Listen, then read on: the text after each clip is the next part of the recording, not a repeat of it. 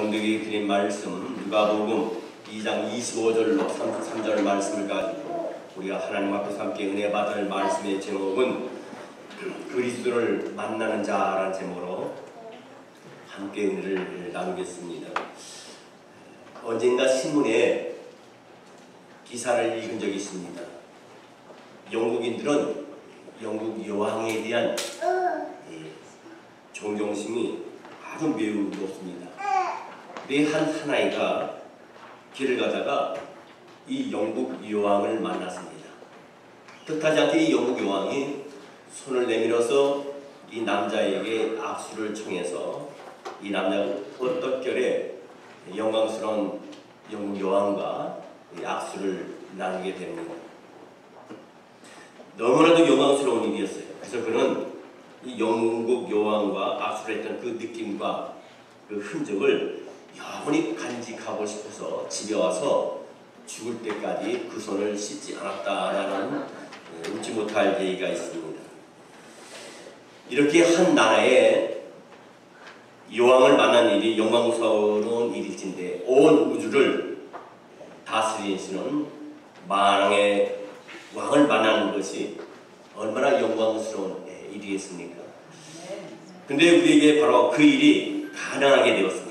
만왕의 왕이 되시고 하나님의 독생 성자이신 예수 그리스도께서 우리를 만나 주시러 오셨다는 사실입니다.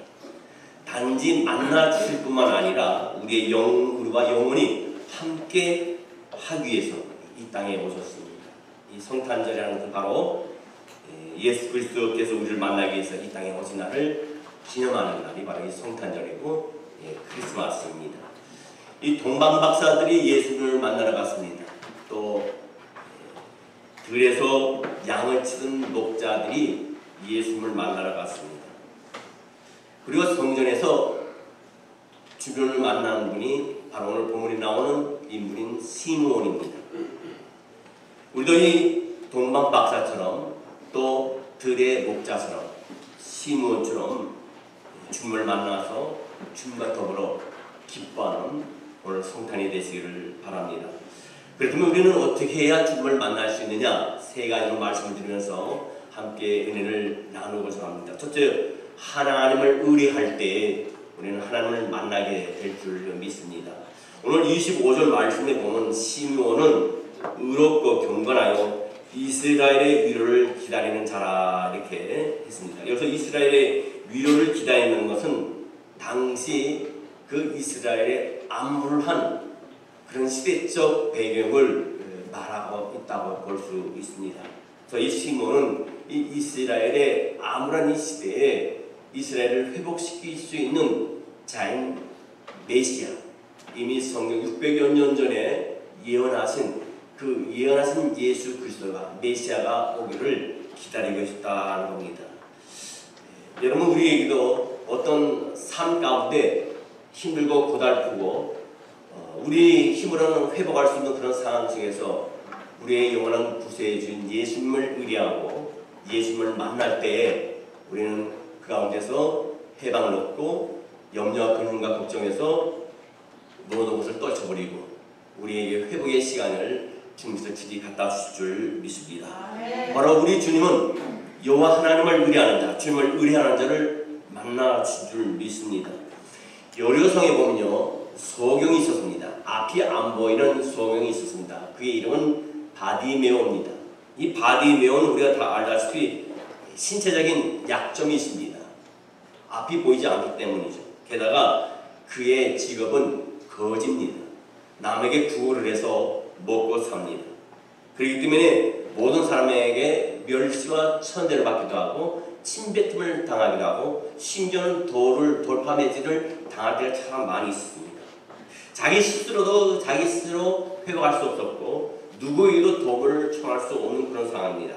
그렇기 때문에 이 바디메오는 하나님만을 찾았고 하나님만을 의뢰했을 때 마침 하나님께서 보내신 예수 그리스도가 자기 동네에 지나간다는 얘기를 듣고 그 길을 찾아서 갔을 때 예수님이 자기 부근에 오셨을 때 큰 소리로 다윗의 자손이여 나를 불쌍히 여겨주소 하는 목소리로 주님을 불렀고 주님을 만났습니다. 성경 요한복음 7장 37절 말씀에 보면 누구든지 목마르면 명절 끝날 것 큰 날에 예수께서 서서 외쳐 이르시되 누구든지 목마르거든 내게로 와서 마시라 그랬습니다.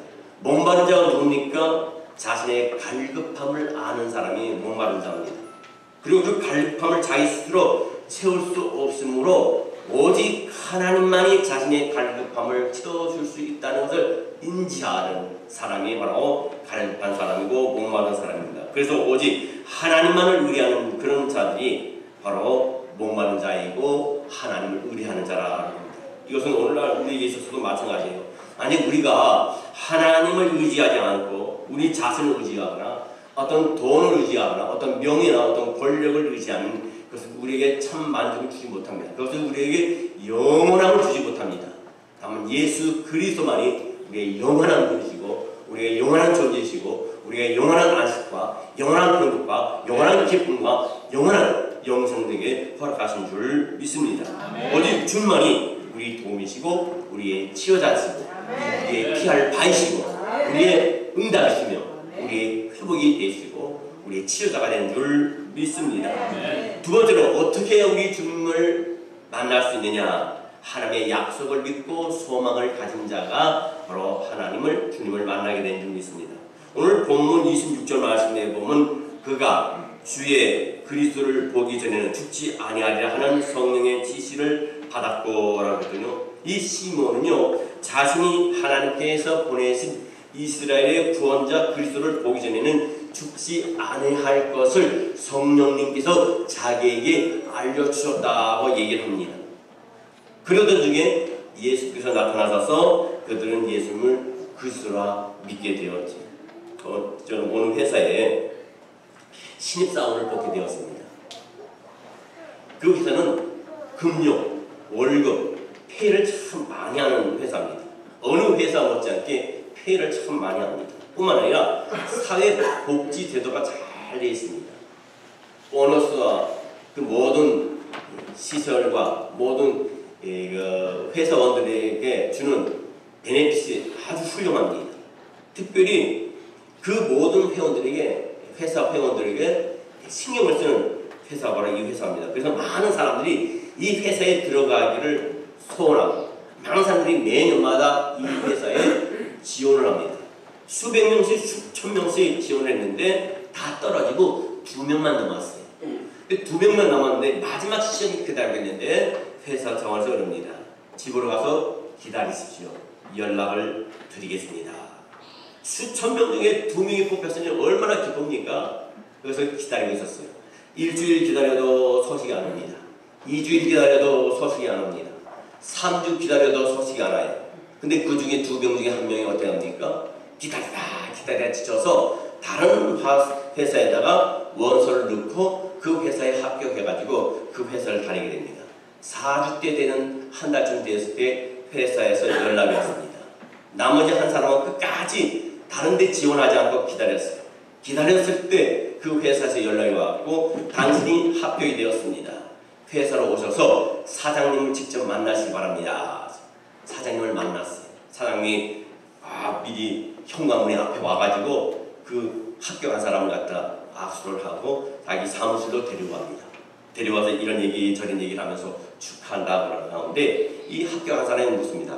사장님 기다리라고 그랬었는데 왜 한 달 동안 그렇게 연락을 주지 않았습니까? 바로 그때 사장이 하는 말이 자네에게 내가 마지막 시험이었네. 회사에서는 자네가 얼마나 회사의 약속을 신뢰하는지를 시험하기 위해서 그렇게 한 달 동안 연락을 하지 않은 거네 라는 얘기를 했습니다. 이 짧은 이야기 속에서 우리가 깨닫는 것은 주님이 오신다 했지만 우리가 아직 그런 조미를 우리가 지금 느끼지 못하고 있는 가운데 있습니다. 근데 분명한 것은 주님이 오신다고 말씀하셨기 때문에 우리 살아생전에 오실 수도 있고 살아생전에 오시지 않을 수도 있습니다. 그러나 분명한 것은 오늘 밤에 오실 수도 있고 내일 아침에 오실 수도 있고 일주일 후에 오실 수도 있고 아니면 한 달 후에 오실 수도 있고 1년 후에 오실 수도 있고 10년 후에 오실 수도 있고 우리는 주님이 오신 날이 언제인지 모르지만 도적같이 임한다고 말씀하셨습니다. 우리는 그 약속을 믿기 때문인 줄 믿습니다. 이 짧은 얘기 속에서 우리는 주님은 주님을 어떻게 만날 수 있는지에 대해서 우리가 해답을 찾을 수 있어요. 바로 하나님의 말씀을 읽고 소망을 품을 때 그 소망은 우리에게 반드시 이루어진다는 사실입니다. 성경 예레미야 29장 13절 말씀에 보면 너희가 온 마음으로 나를 구하면 나를 찾을 것이요 나를 만나리라 했습니다. 이 약속의 말씀을 여러분 믿습니까? 그리고 주님을 찾으면 만날 것이고 소망을 품고 주님을 찾게 되면 주님을 찾아와서 우리를 주님의 귀한 나라에 영접하시고 머물게 하시고 영생하도록 그 자리를 우리에게 예배해 주실 줄 믿습니다. 세 번째 마지막입니다.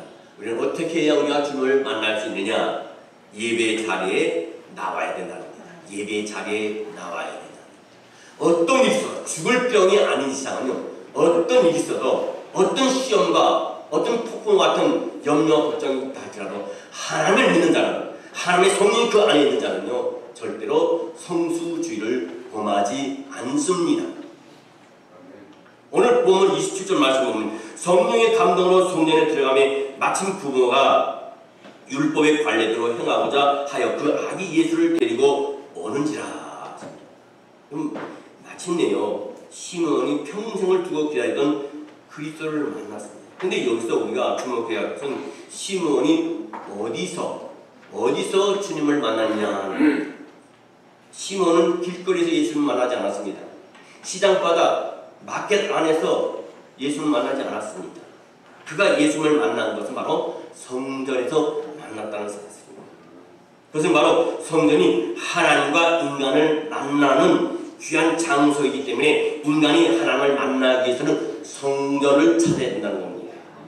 즉 하나님께서 사람들의 예배를 통하여 당신을 만나는 예배 자리에 바로 성전이었기 때문에 그것도 하나님의 아들이시며 또한 하나님이신 예수 그리스도를 만나 주시게끔 우리에게 약속하셨고 그의 장소를 예비하셨다는 사실이에요.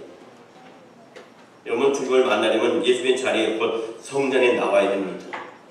여러분이 주일날 나오지 않을 때는 누구하고 만나오십니까? 여러분의 자리에서 침대하고 누워서 TV하고 주님을 만나고 있습니까? 아니면 컴퓨터와 여러분이 주님을 만나고 있습니까? 누가복음 2장 41절 말씀에 보면요 12살 되던 예수님이 예루살렘에 예배를 드리러 갔다가 부모하고 갔다가 이 부모님이 예수님을 잃어버립니다. 이 예수님의 부모는 당연히 모든 예배가 다 마쳤기 때문에 성지 제사를 다 드렸기 때문에 친척들하고 같이 또 따라올 줄 알았어요. 자기하고 같이 자기들하고 같이 오진 않았지만 친척들하고 같이 했기 때문에 분명히 친척들 일행과 함께 엮여서 같이 올 것이다 했는데 하룻길을 갔는데도 불구하고 예수님이 친척들과도 오지 않았던 겁니다. 얼마나 놀라겠습니까? 여러분이 자녀를 키울 때 잠깐 장에 갔을 때 자는 잠깐 한 1분 동안도 아이가 내 시선에서 사라졌으면 그때부터 얼마나 두렵고 그죠? 영향을 됩니다. 아이들도 그때부터 부모가 내 시야에 나타나 있지 않게 되면 내 시야에서 멀어지고 보이지 않게 되면 그때부터 아이들은 불안해집니다. 그 우는 아이에게 아무리 사탕을 갖다 주고 초콜릿을 갖다 주고 아무리 좋은 장난감을 갖다 줘도 다 필요 없습니다. 부모님이 계셔야만이 평안한 거예요. 부모도 마찬가지예요. 아무리 위로의 말을 한다 해도 잃어버린 자식이 내 앞에 와야만 그때 마음이 편안해지고 안심이 되는 건 마찬가지입니다. 그래서 얼마나 놀랬든지 이 부모님이 다니면서 우리 아이 못 봤냐고 이렇게 생기고 저렇게 생기고 이렇게 생기고 해요. 키는 얼마나 하고 눈은 어떻게 생겼고 머리 칼날은 어떻고 얼마나 물어봤겠어요. 찾아서 그렇죠? 갔어요. 사흘길을 해서 갔는데 예수님이 어디 계시냐? 성전에 계신 거예요. 얼마나 반가웠겠습니까? 얼마나 또 황당했겠어요? 어떤 때는 막 화가 났을 겁니다. 근데 한편은 너무나 반가웠기 때문에 원망할 그런 말이 필요 없었어요. 근데 그 아들인 예수님에서 섭섭한 마음이 생겨서 이 부모님이 뭐라고 얘기합니까? 누가복음 2장 48절 말씀에 보면 그의 부모가 보고 놀라며 그의 어머니는 이르되 아이야 어찌하여 우리에게 이렇게 하였느냐 보라 너의 아버지와 내가 근심하여 너를 찾아노라.